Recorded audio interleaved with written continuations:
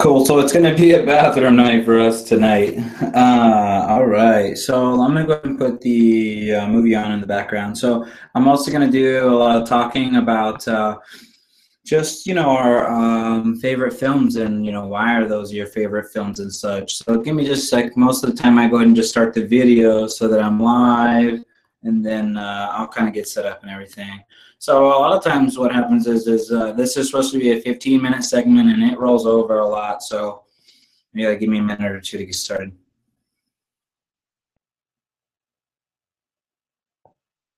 Sometimes I gotta switch spots on the fly depending, who's still up and stuff. Cool. So a lot of what goes into, whenever people start to ask, what is your favorite film? And, I think instantly whenever you're just like sprung on like that, what's your favorite film? You start to default to very safe questions, or answers, like what you think people want to hear and stuff. So, I think just people are very safeguarded about their real picks. So I think, oftentimes it used to tell specific things about you, or when I was young, I used to believe certain things like that, like certain things, like kind of were representative of, who you are and stuff. So, while that all may be true, and, you may learn and love and watch films for different reasons at different times. And I think, the ones that we revisit, the lessons that we learn from the ones that we revisit, it grows with time as well. So oftentimes you watch the same things over and over, and the same stories are telling, are speaking to you in new ways. So there never seems, with the right films, there never seems to be, a limit on the learning there. Anywho, so I'm going to pull up a little thing that I can write some notes on, and then I also will pull up the movie in the background. So the movie that I'm mostly going to be talking about tonight is my favorite film, which is Big Trouble in Little China. And, so it's difficult for people, I think, to narrow down what is the film that is, so it's all about the number one film. What is your number one film? I think every film after that is interesting in your top 10, but you have to have that number one down. Even the top 3 possibly, but, as you talk about these things conversationally more and more and more, you'll learn that they change. So what I've noticed is that since I'm geared more toward talking socially, so I think that film is almost one of the safest subjects you can talk to anyone about. So, they say to not talk about certain subjects with people in open places, like politics, like religion, and certain things obviously about yourself that are going to make you awkward, like your career and stuff. So let's say you go to a dinner party, you're with the in-laws, whatever. You get there, they start berating you with personal life questions that you get shy about, or, you just don't have a plan. Like, life for me is not as planned as some people's, so there's that. So the conversation will get awkward, right? So, to divert from that, instantly a good go-to is, what films have you watched? And, obviously they're going to give you barriers to overcome there too.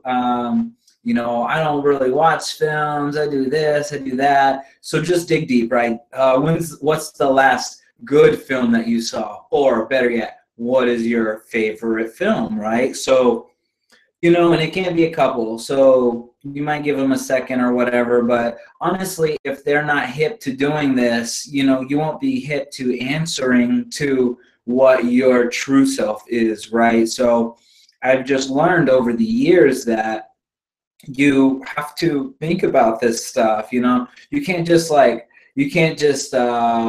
throw out these new things in these social circles, because they're going to eat you up. You know, they're going to be like, what did you love about that film? Why is that your favorite film? And then you're going to be like, the graphics, and they're going to be like, okay. And then so it's going to lead to a dead end still, right? So, you know, you want to keep this going, you know, like, so your favorite film is, I mean, it's your favorite film, right? So look, I Am Legend. He, the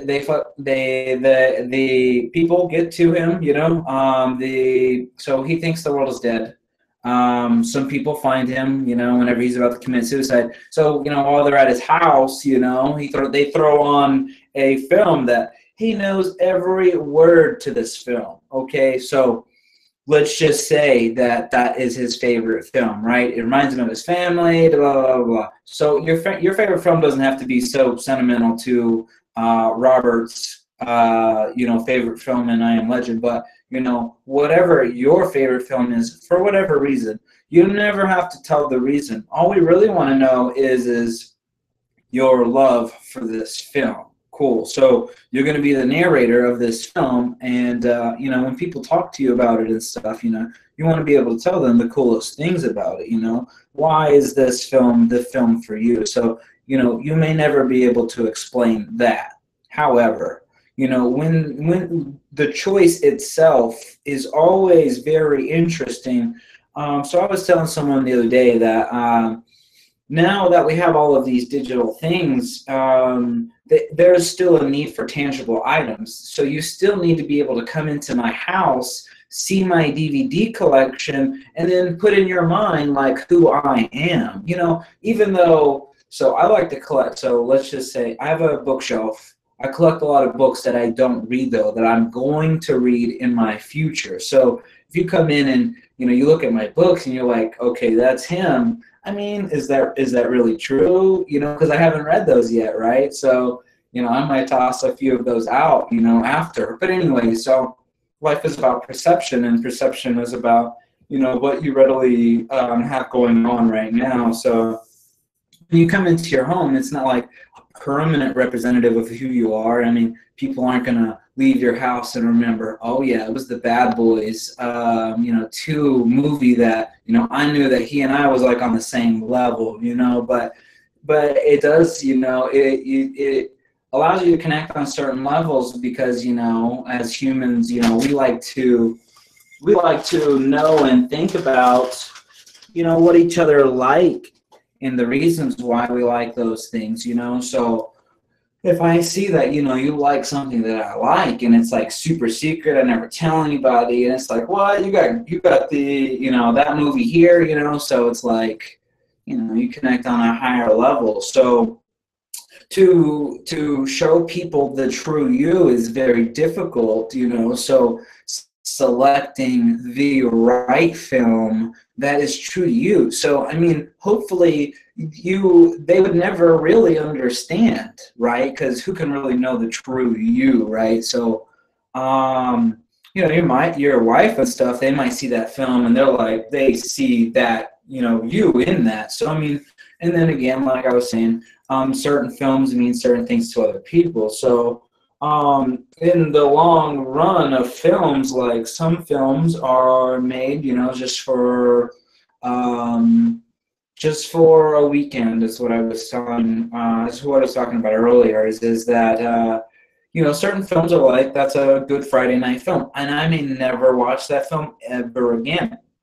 But then again, certain films, they hold these values, and you know, the conversation that I was having is that they hold these values like so true to who you are. You know, maybe you weren't that person at the time, but you know, you watching that film inspired you to be a better person, or whatever it is. You know, it helped you solve something, so you carry that with you. It's like a relic that you carry with you. You know, so certain people carry, humans are habitual, right? So certain people carry certain things, knickknacks, like, well, DVD collections is one of them, right? So I know I've lost certain things several times, but it's like, what ones do you go back and do you buy constantly? So, Those things will kind of help you narrow down what is really true to me, what is really me, so not the typical,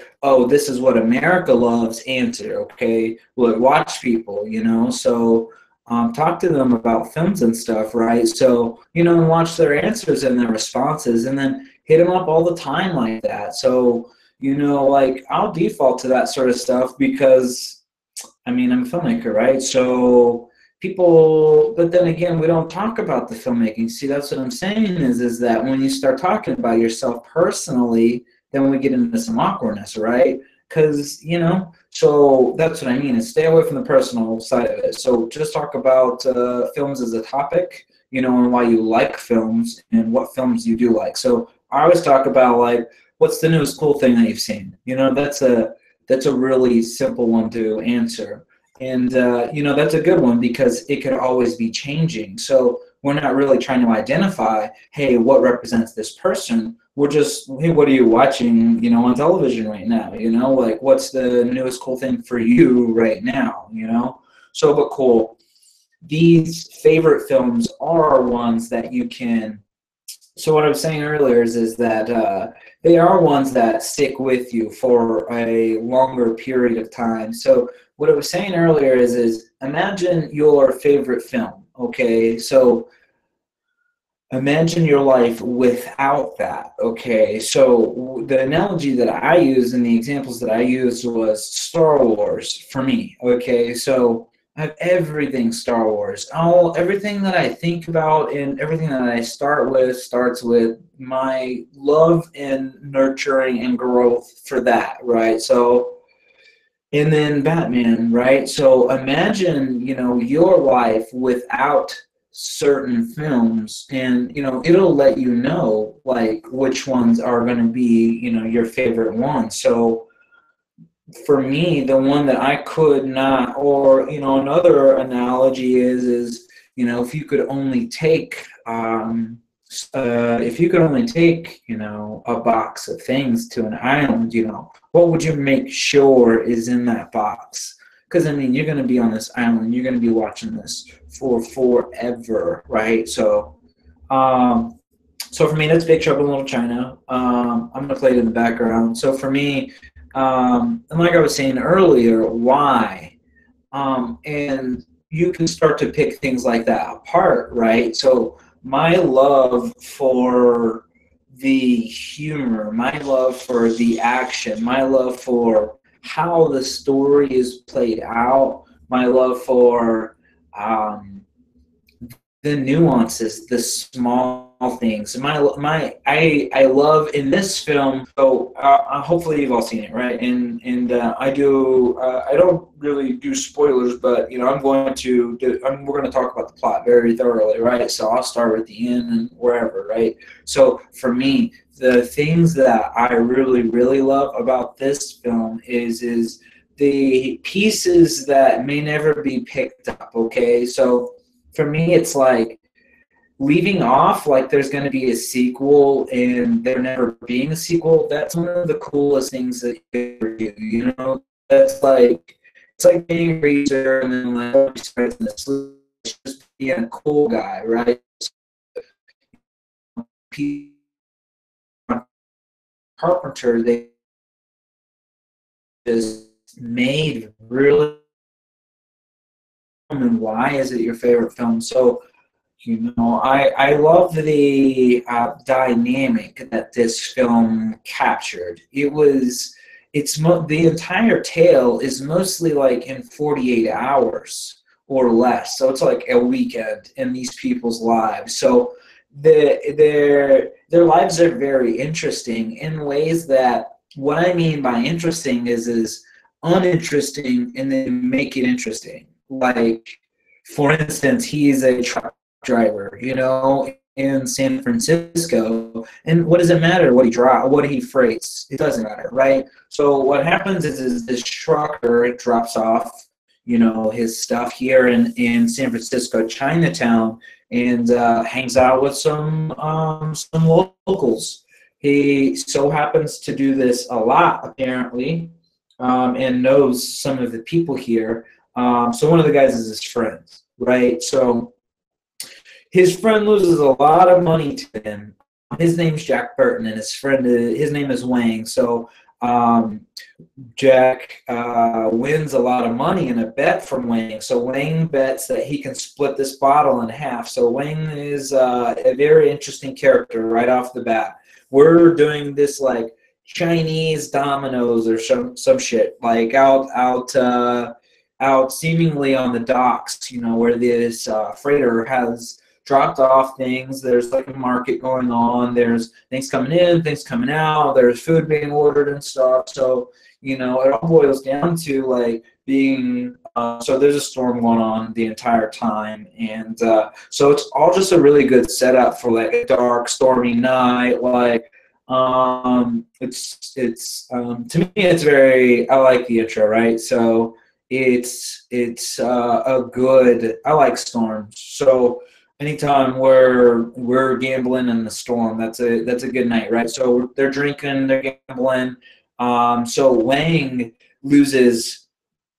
So Jack is up. They shut the dominoes down. It washes out. These people go home. They start packing up things for the morning and starting the day and stuff again, right? So these two are still out there, and apparently Wang is drunk because Wang is, and that might not even be a scenario. Wang might cut off 1,000,000 heads while he's drunk. On this day, on this morning, he bets Jack that he could split this bottle in half, and Jack calls bullshit on him, right? So it's $1,148 that he has in his hand, and Wang's like, he bets him double or nothing that he can slice this bottle in half, double or nothing right now. And Jack's okay, bullshit, but he's interested, right? He takes the bait, right? So he says, not that bottle, this bottle. So he finishes his beer, and he puts his bottle up there, and Wang is like, okay, he's excited because he's gonna slice this bottle in half, like. To Wayne, he's done this shit 1,000 times, okay?